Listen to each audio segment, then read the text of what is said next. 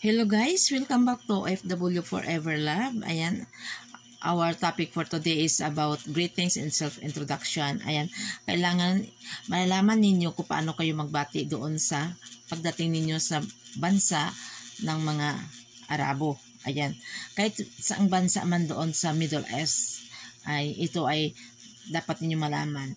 Ang unang pagbati ay Assalamu alaikum. Ayan. Assalamu alaikum. Ang response doon ay wa alaikumussalam. Pag hindi niyo ito mabigkas ay pwede kayo mag-greet ng salam. Kasi ang salam ay peace. Ayan. Wa salam. Ayan. Peace. Kasi alaikumussalam ay peace be with you yan. Ayan. O assalamu alaikum.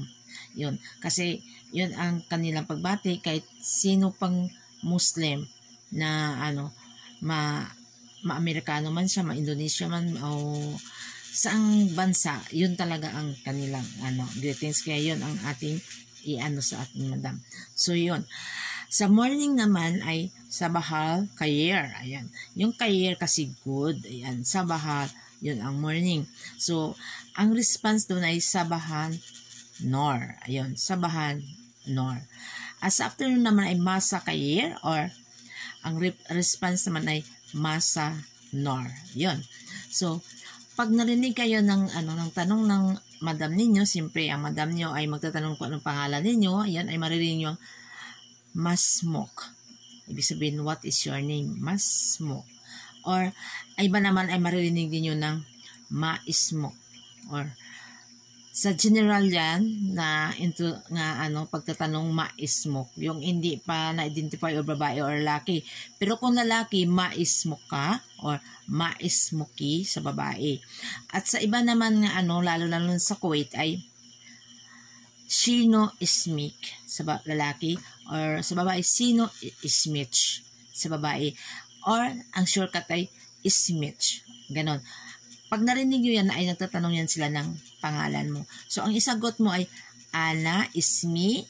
Anong pangalan nyo? Yun ang ninyo, idugtong. Ana Ismi. Yun, pangalan ninyo. So, at magtatanong din yan sila ng inyong edad.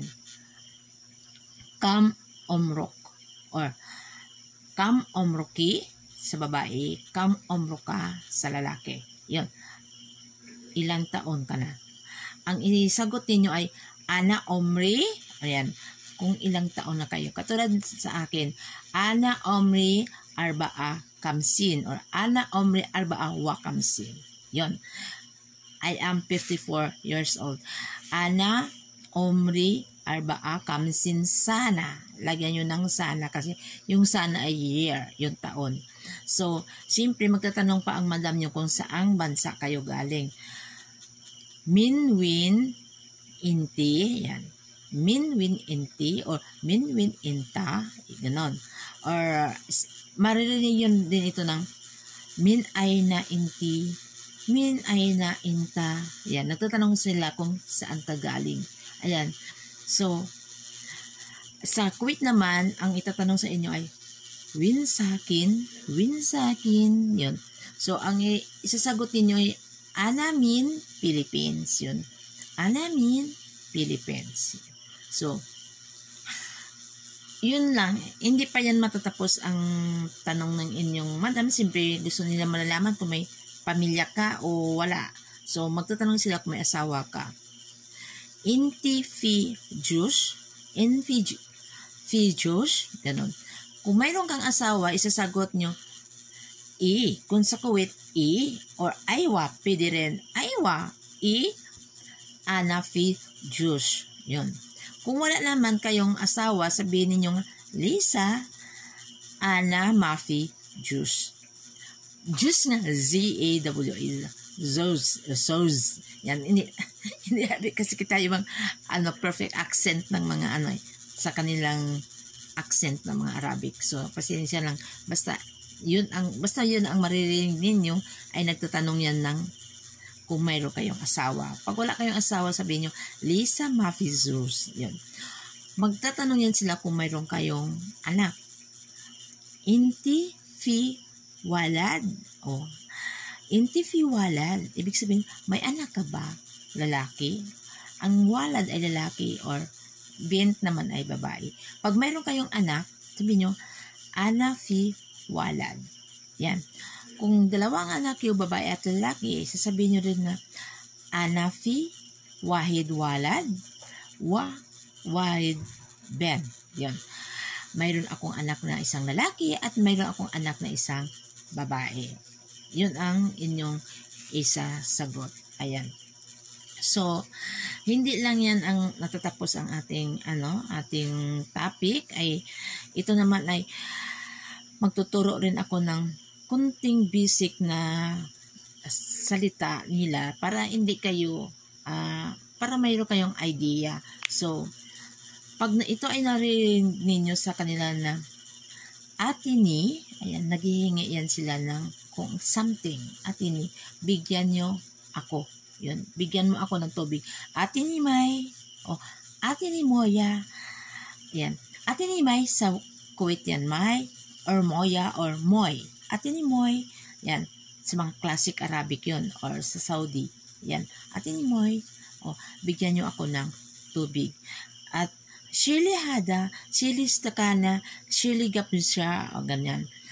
Atini siyahan, bigyan nyo ako ng plato, or kunin ninyo yung kutsara, ganun. O shili, kunin ninyo, wadi hada matbak, dalhin ninyo doon sa kusina. Ito ay idea lang to, na kung maririnig nyo sa kanilang bunganga, alam na nyo kung anong ninyo dapat gagawin. Ayan. Magsabi siyang, sino hada? Ano yan? Sino hada? Sinsawi inti? Yan. Anong ginagawa mo? Sinsawi inti? Anong ginagawa mo? Yun ang maririnig nyo. Lalo-lalo yan sa Kuwait. Yun ang talagang dialect ng Kuwait. Ayan. Kasi, hindi naman sila, yung iba't ibang, Arab part ng Middle East. Hindi, kasi the same ang kanilang language. Pero marami namang similar. Mayroon lang kunting may pagkaiba. Yun. Katulad ng abaya. Abaya din sa lahat. Yung abaya yun ang sinusuot ng babaeng Arabo, ng Araba. Yung damit nilang mahaba na kulay itim. Yan ay abaya. Ang tawag, kailangan familiar kayo dyan. Kaya para magsabi ang inyong madam na ibihada abaya. Ibig sabihin, ibihada abaya, I want that abaya. Gusto ko yan, ibi. O tabi. Yan, ibihada. Ganan. So, ibigay mo sa kanya ang abaya. So, ganon. At hindi lang yan, para marami kayong lalo na sa sa part ng kusina. Ayan. Kailangan malaman nyo kung ano ng sahan, yan, gabsya, milas, ayan, gabsya ay, yan, yung kutsara, jidir, yun ay kaldero, or kasirola, jidir, yun, milas ay, yun, sandok, yan, milas ang tawag doon, sofra, pag sinabi nga, wadi hada sofra, ibig sabihin, dalhin mo doon yung nakarulyoin na nga cellophane na ilatag mo doon sa carpet kasi kakain sila. Ayan. Yun. Ilatag nyo doon. Magsabi yan ang amo mo na sawihada, gagawin mo ito. Sawihada or kasli hada malabis. Ibig sabihin, maglaba ka. Kasli hada malabis. In hada kasala. Hada kasala ay washing machine. Yan ang tandaan nyo. Kasala, washing machine. Ayan. Tawla, table. Kailangan malalaman ninyo kahit basic lang ang ating ituturo ngayon. Kaya hindi pa to formality. Basic lang para ito ay maririnig din nyo sa kanila ay alam na nyo ang dapat ninyong gagawin. Ayan.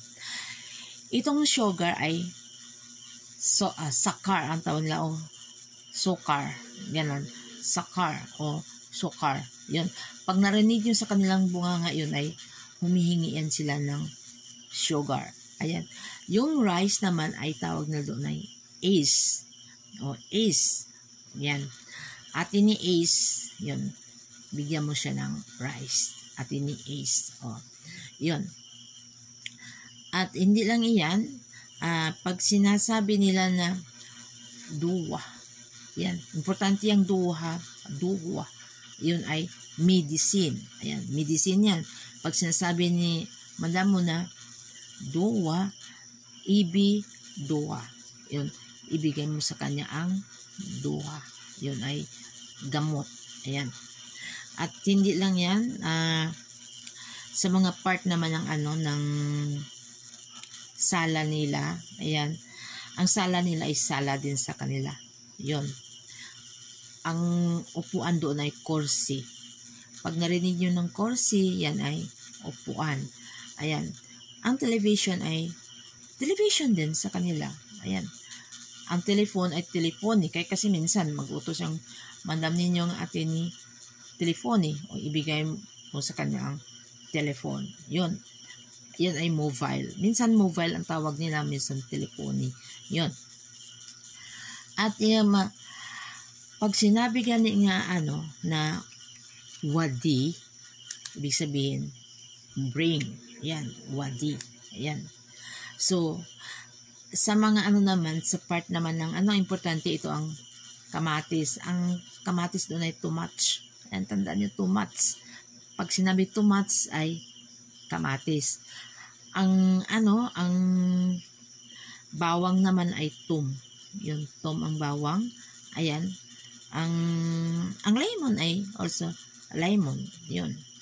Ang cash ay ang tawag sa pag inutusan kayo ng madam nyo ng ng cash, ibig sabihin ay repolyo or cabbage. Yun. Cash yun. Yung naman ang ang geyser naman yan ay carrots. Pagkabati nyo, pag narinig niyo ng geyser ay carrots yun. Or kiar ay pipino. Kasi mga importante yung binibigay ko sa inyo kasi yun ang laging nasa bunganga nila. Kaya importante yan. Kasi magagawa kayo ng salad, yun ang gagawin ninyo. Yung pipino, carrots, yun.